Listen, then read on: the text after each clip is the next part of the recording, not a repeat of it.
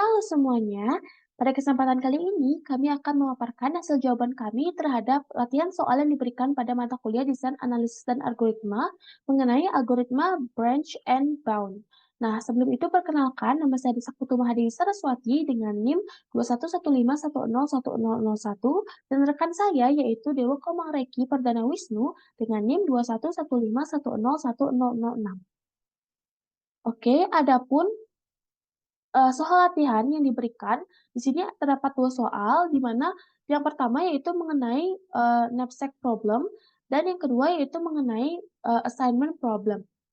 Jadi di sini saya akan memaparkan mengenai penyelesaian atau permasalahan knapsack problem-nya, dan rekan saya akan memaparkan dan menyelesaikan permasalahan mengenai assignment problem. Oke, langsung saja kita mulai ke permasalahan yang pertama, yaitu mengenai knapsack problem.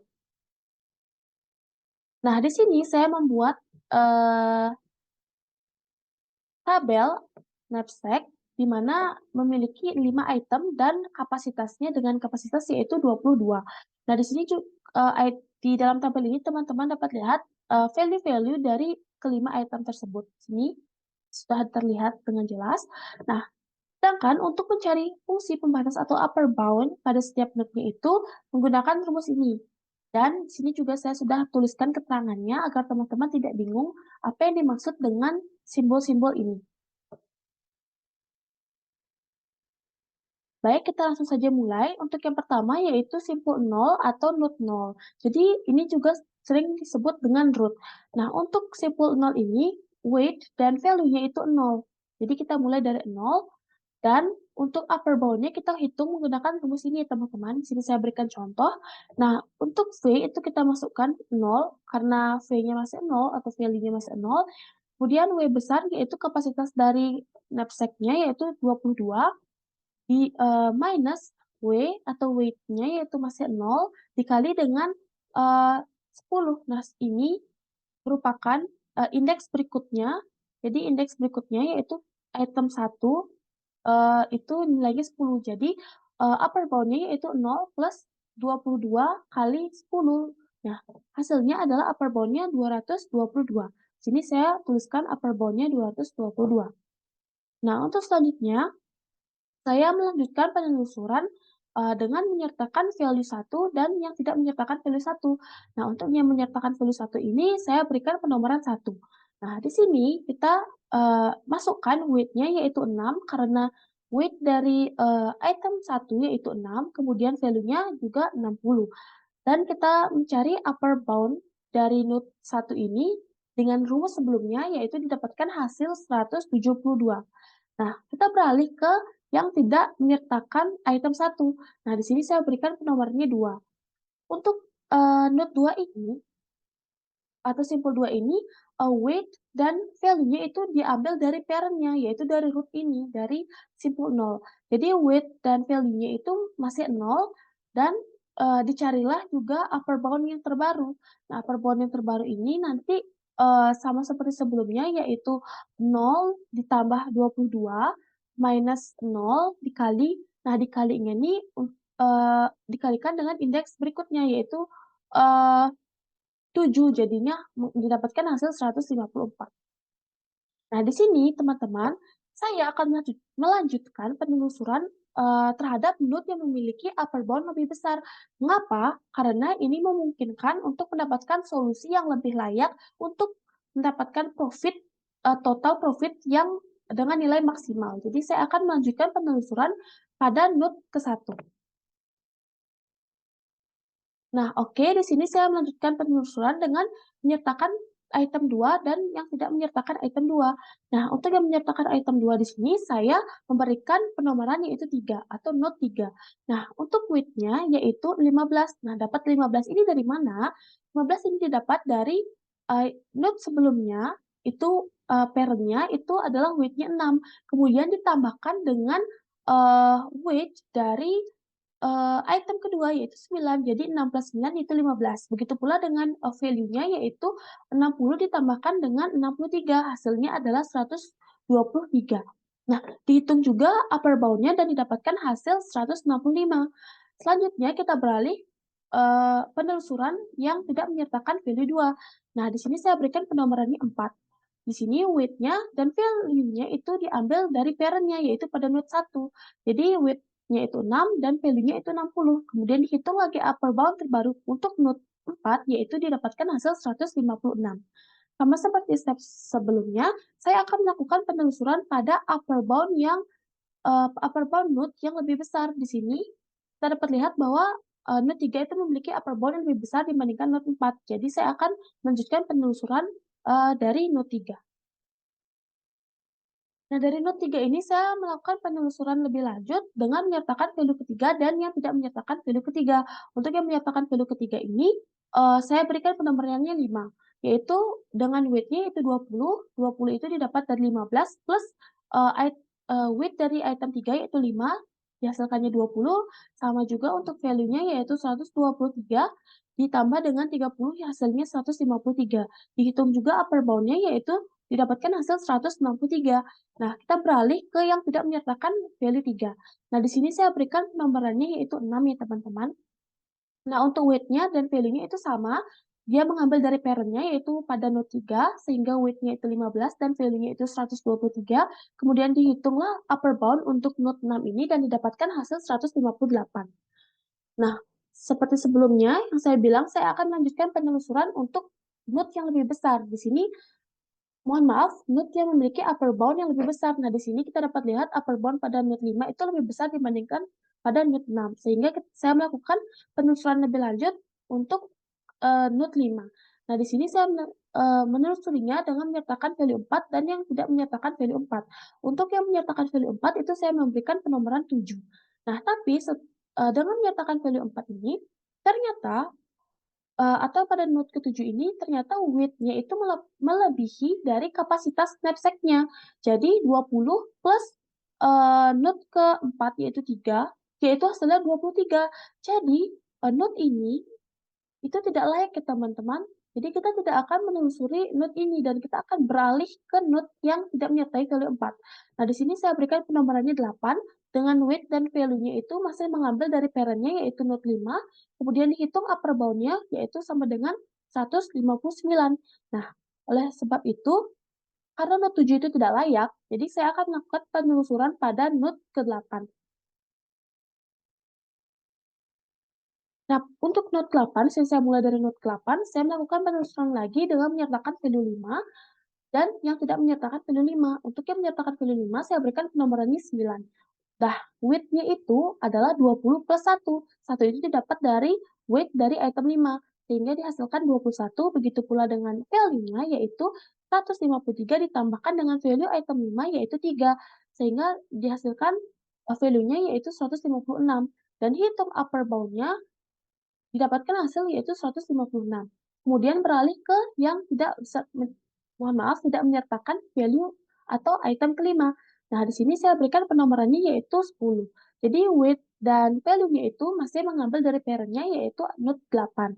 Dan hitung kembali upper bound untuk node 10 yaitu dihasilkan 153. Begitu teman-teman. Nah, sehingga dihasilkan pohon ruang statusnya seperti ini. Nah, seperti ini dia pohon ruang statusnya.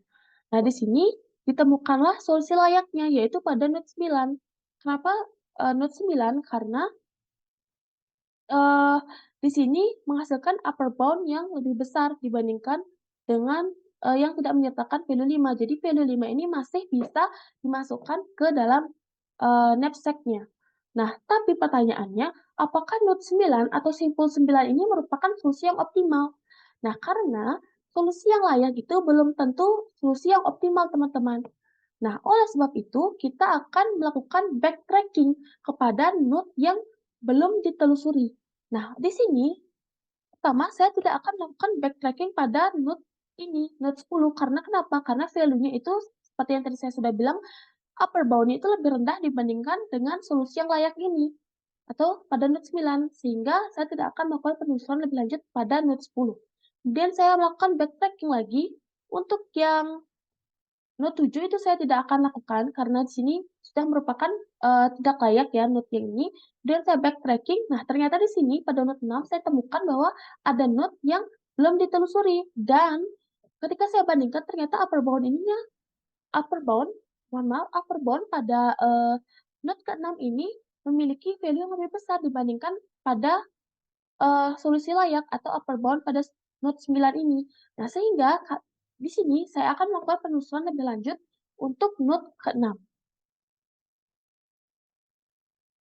Nah, oke, di sini saya akan melanjutkan penelusuran untuk node ke-6, di mana di sini saya melakukan penelusuran dengan menyertakan value 4 dan yang tidak menyertakan value 4. Nah, di sini saya untuk yang menyertakan value 4 atau item 4 itu saya berikan penomoran 11. Untuk weight-nya yaitu 18, jadi 15 plus 3, 3-nya itu adalah weight dari value atau item 4, kemudian value-nya itu adalah 138, jadi 123 itu ditambah dengan 15, 15 ini adalah, value dari item 4. Nah, didapatkan upper bound-nya itu sudah 150. Kemudian beralih lagi ke yang tidak menyertai item 4, itu saya berikan penomorannya 12. Jadi, weight dan value-nya ini masih mengambil dari parent-nya yaitu, node 6, kemudian dihitung upper bound untuk node 12 ini ternyata didapatkan hasil 144. Nah, ternyata teman-teman setelah dilakukan penelusuran lebih lanjut, eee, node 11 ini, dan node 12 ini ternyata memiliki upper bound yang lebih rendah dari simpul 9 atau node 9, atau lebih rendah dari solusi layak yang sudah terbentuk. Oleh sebab itu, saya tidak akan melakukan penelusuran lagi untuk node 11 dan 12 atau 12. Nah, jadi, eee, ini masih menjadi solusi yang layak untuk saat ini. Nah, untuk membuktikan apakah ini optimal lagi, saya melakukan backtracking lagi ke node yang belum ditelusuri lebih lanjut. Nah, di sini pada node 4 itu juga belum melakukan penelusuran lebih lanjut. Nah, tapi teman-teman dapat lihat upper bound-nya itu adalah 156, sama dengan node 9. Ini sama dengan node 9 besarnya.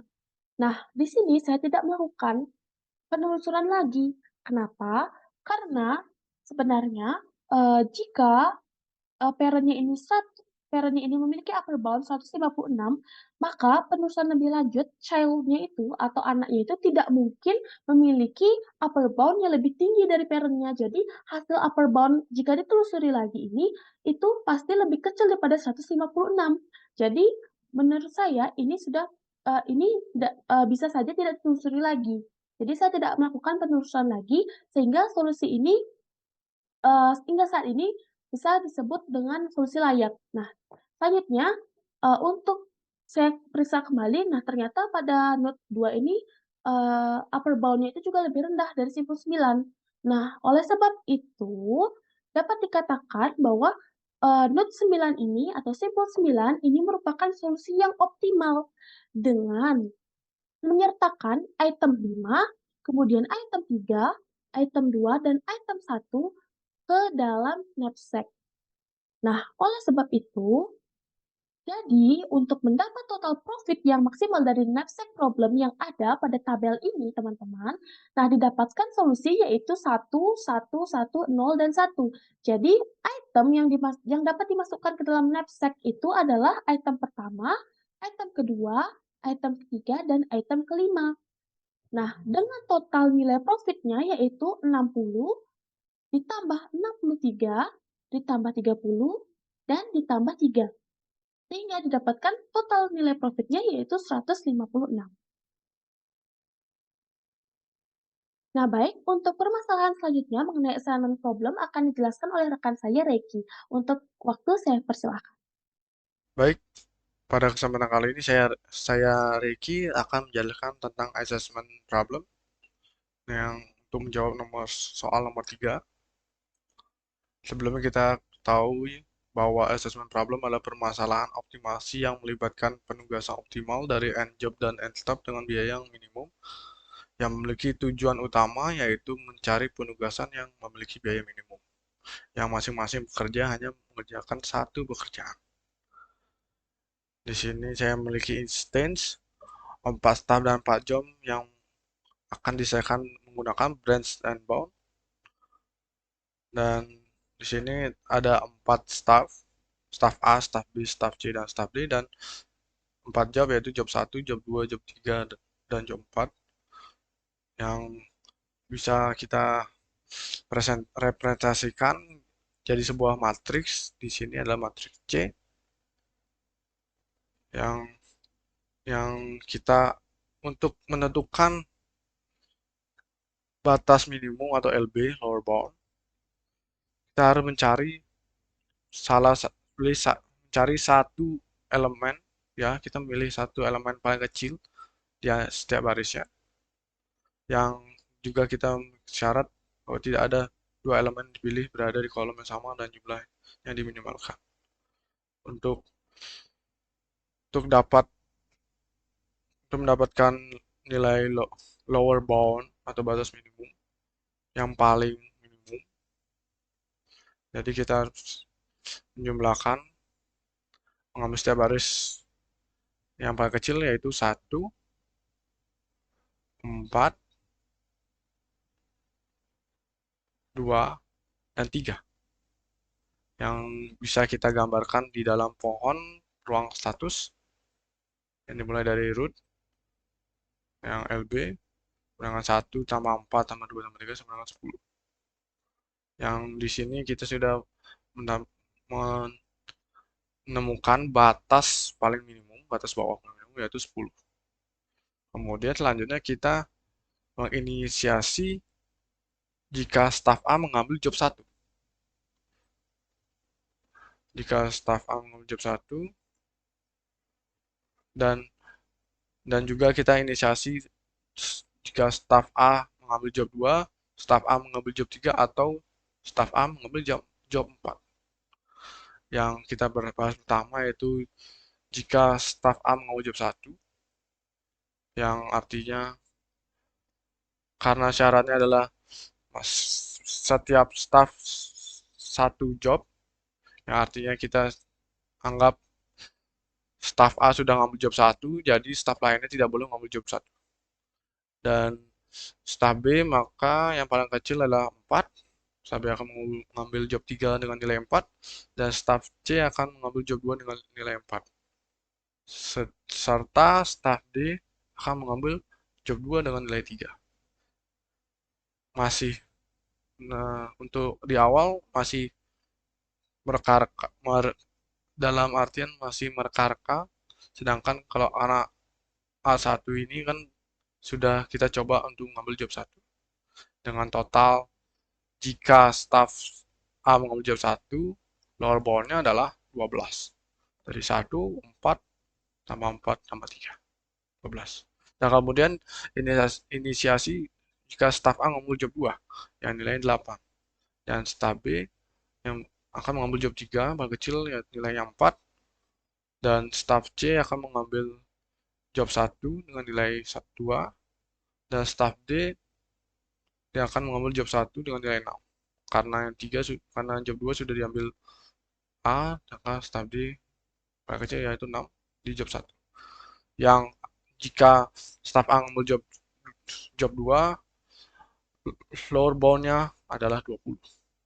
Dan sama, dan juga di note 3 yaitu staf A mengambil job 3, ya sikatnya totalnya 26, dari ini 12, 9, 2, dan 3, yaitu 26. Dan jika staf A mengambil job 4, maka dari 15, terus staf B mengambil yang paling kecil 4, staf C mengambil paling kecil 2, dan staf D mengambil paling kecil ada 3. Yaitu 15 tambah 4 tambah 2 tambah 3, yaitu 24. Dari simpul pertama dari tentang A, inisiasinya, lower bound yang bisa paling minimum, paling kecil adalah 12. Jadi kita anggap bahwa untuk mendapatkan lower bound yang paling minimum dengan memilih staf A dengan mengerjakan job 1. Dari sini kita sudah dapat bahwa staf A akan mengerjakan job 1. Jadi setelah ini hanya ada tersisa 3 job, yaitu job 2, job 3, dan job 4. Selanjutnya, karena staf A juga sudah pasti akan memilih job 1, selanjutnya kita akan mencari staf B. Staf B, job mana yang lower boundnya lebih kecil. Baik, di sini karena job satu sudah diambil, yang tersisa adalah job 2, job 3, job 4, maka kita inisiasi jika staff B mengambil job 2, jika staff B mengambil job 3 atau job 4. Dan di sini jika yang pertama, jika staff B mengambil job 2 yang nilainya ada 12, maka LB-nya adalah yang pertama 1 sama 12, dan staff C bekerja ada 5, staff D bekerja ada 7, dari 1, 12 tambah 5 tambah 7 adalah 15. Dan jika staff B mengambil job 3, kan ini adalah 1, 4, yang bagi staff C bekerja adalah 4, jadi 1, 4 tambah 4, dan staff D 3. 1, 4, 4, 3. Yang ini 12. Dan note 7, yang jika staff B mengambil job 4, maka yaitu 9, ini ada 1, ya, dari staff A hitung 1, 9, 4, dan 3. Ya, dengan lower bound 17. Karena dari ketiga ini, inisiasi yang lower boundnya paling kecil adalah 12, yaitu not 6, di mana di mana staff B mengambil job 3. Jadinya kita dapat memilih bahwa staff B akan mengambil job 3 dengan karena itulah lower bound minimum didapatkan. Karena sudah pasti staff A mengambil job 1 dan staff B mengambil job 3. Dan yang tersisa adalah job 2 dan job 4. Maka dari itu kita inisiasikan lagi jika staff C mengambil job 2, staff D mengambil job 4, atau staff C mengambil job 4 dan staff D mengambil job 2. Di sini karena sudah pasti staff A mengambil job 1 dan staff B mengambil job 3, maka 1 ditambah 4, dan staff C jika mengambil job 2 tambah 4, dan staff D mengambil job 4 ada 10. Jadi 1 tambah 4 tambah 4 tambah 10 sama dengan 19. Yang dimana dan kemudian percobaan atau di note 9, coba 9, staff A 1, staff B 4, staff C mengambil job 4 yaitu 5, dan staff D mengambil job 2 yaitu 3. Yang lower boundnya adalah 1 tambah 4 tambah 5 tambah 13 tambah 3 sama dengan 13. 13 lebih kecil daripada 19. Maka dari itu ditemukanlah sebuah solusi lower bound yaitu 13. Jadi dalam assessment problem dalam instance kali ini nilai lower boundnya adalah 13 dengan memilih A dengan memilih staff A mengambil job 1, staff B mengambil job 3, dan staff C mengambil job 4, serta staff D mengambil job 2. Dari sini kita mendapatkan penjelasan bahwa pohon ruang status dari contoh masa penugasan dengan biaya minimum adalah 13. Yang solusinya diberikan oleh anggap X sama dengan A1, A1, B3, C4, dan D2. Dengan demikian, assessment problem dapat diselesaikan yang menggunakan algoritma branch and bound. Sekian dari presentasi kami. Semoga presentasi yang sudah kami buat bermanfaat. Saya tutup dengan Pak Santi. Om Santi Santi Om. Terima kasih.